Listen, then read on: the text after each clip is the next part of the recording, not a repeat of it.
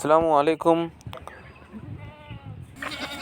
আমন্ত্রণ সবাইকে নিশাত এগ্রোর আরও একটি নতুন ভিডিওতে। আমরা গরু আর মুরগির পাশাপাশি ছাগল পালন করি এবং মুক্ত চারণ ক্ষেত্রে দেখতে পাচ্ছেন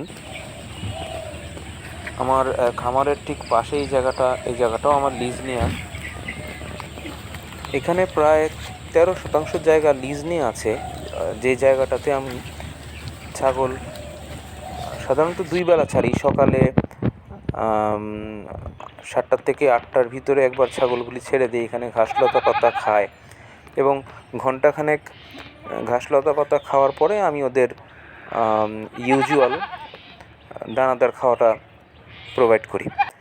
আর দানাদার খাওয়ার ভিতরে থাকে ভুসি, খৈল,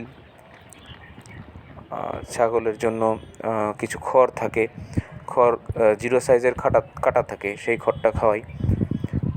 আর এখানে আমার মূলত 60টা ছাগল, গাব ছাগল মানে প্রেগনেন্ট ছাগল, এগুলি একটু বড় আকারের ছাগল। তো এই ছাগলগুলি আমি বিভিন্ন সময় কিনেছি। তা ছাগলগুলি থেকে আগামী মাস দেড়েক পর থেকে কোনোটা 4.5 মাস, কোনোটা 4 মাস, কোনোটা 3 মাস, কোনোটা 3.5 মাস, এরকম করে এগুলি গাব আছে। তা আশা করা যাচ্ছে আগামী 1.5 মাস পর থেকে আমি এখান থেকে 1-2টা করে বাচ্চা পাওয়া শুরু করব। তা ততদিন আমি ছাগলগুলিকে আসলে 2 বেলা খাওয়াচ্ছি দানাদার, আর 2 বেলাই ঘাস লতা পাতা। আমার নিজের ঘাসের ক্ষেত আছে, সেখান থেকেও কিছু ঘাস কেটে দেওয়া হয়। তবে বেশিরভাগ সময় এই খোলা জায়গাটার ঘাস লতা পাতাই ওরা খায়। খোলা জায়গাটা বেশ বড়, পাশে একটি কবরস্থান আছে, গ্রামের কবরস্থান, যেহেতু এই কবরস্থানে আসলে খুব বেশি লোকের যাতায়াত নেই, ছাগলগুলি এখানেও বিচরণ করে। মূলত মুক্তচারণ ক্ষেত্রই বলতে পারেন আমার এই ছাগলগুলি পালন করা হয়। রাতে এটাকে আমি আমার গরুর ঘরের পিছনে মাচা করা আছে, সেই মাচাতে রাখি।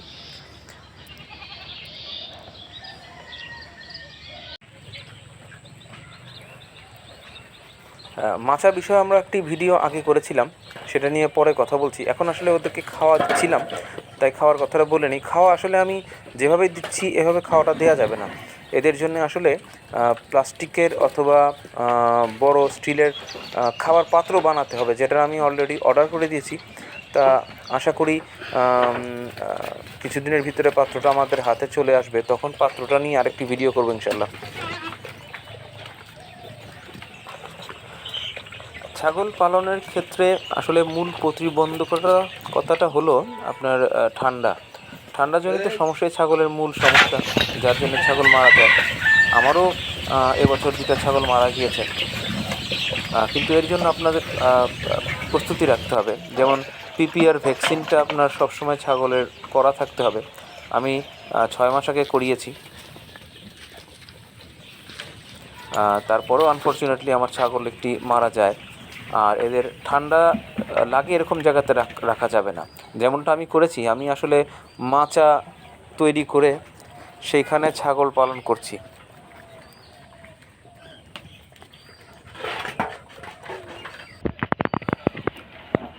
ছাগলের জন্য অল্প টাকায় কিভাবে মাচা তৈরি করা যায় তার একটি ভিডিও আমার ইউটিউব চ্যানেলে খোঁজ করলে আপনারা পাবেন। আর সেটি দেখে আপনারা জেনে নিতে পারবেন কিভাবে কত টাকা লাগে ছাগলের মাচাটা তৈরি করতে।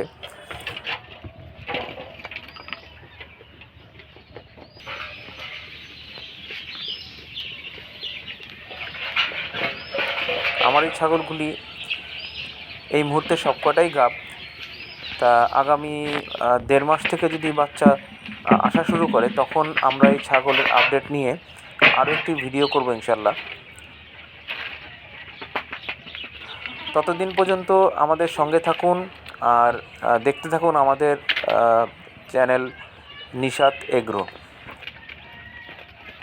ধন্যবাদ আপনাদেরকে আমার সঙ্গে থাকার জন্য। দেখা হবে ইনশাল্লাহ। আসসালামু আলাইকুম।